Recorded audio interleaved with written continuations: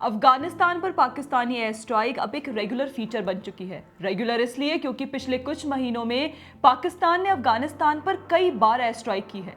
ऐसी air strike जिसमें बेकसूर नागरिकों की मौत हुई। अभी 2 दिन पहले बहसूद जिले के गार्दी कोट एरिया में जब लोग रात में सो रहे थे तब पाकिस्तानी सेना के जहाजों ने एक बार फिर से एयर स्ट्राइक की।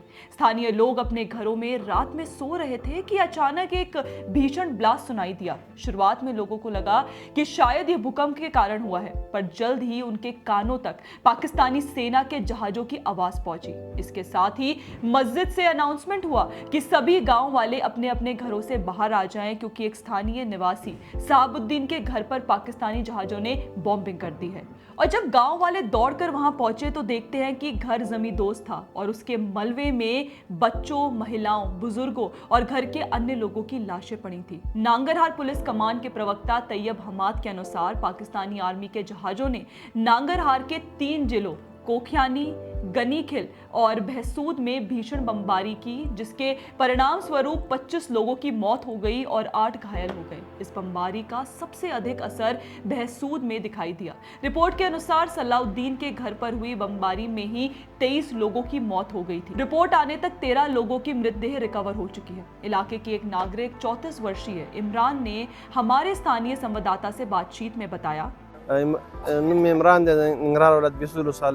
हमें पहले लगा कि भूकंप आ गया, पर जब हम अपने घरों से बाहर पहुंचे तब पता चला कि ये पाकिस्तानी सेना द्वारा की गई बमबारी थी, जिससे एक ही घर के 22 लोग मार दिए गए। ये सभी साधारण किसान लोग थे। ये सभी किसान और साधारण लोग थे जिनका किसी टेरर ऑर्गेनाइजेशन के साथ कोई संबंध नहीं था।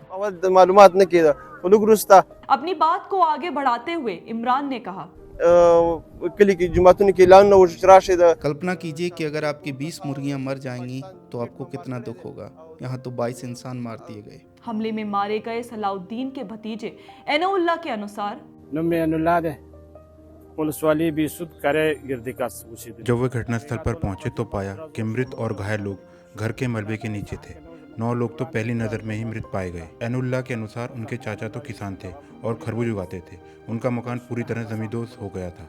एक और व्यक्ति रईस खान घरानी ने बातचीत में बताया कि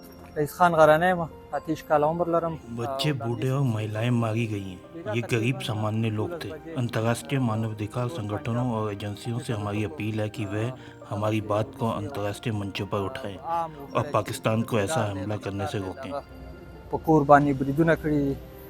अपनी बात को आगे बढ़ाते हुए रईस खान ने कहा, अगर ऐसे पाकिस्तानी हमलों को नहीं रोका गया तो दुनिया भर के लिए खतरा पैदा हो जाएगा। हम किसी तरह की हिंसा या वार का समर्थन नहीं करते, लेकिन अगर हम सिविलियंस को इस तरह से टारगेट किया जाएगा तो हमें खुद को डिफेंड करने का अधिकार है। गार्दी कोट के लोगों के लिहाजा से यह केवल एक खबर नहीं है, बल्कि एक बहुत बड़ी त्रासदी है।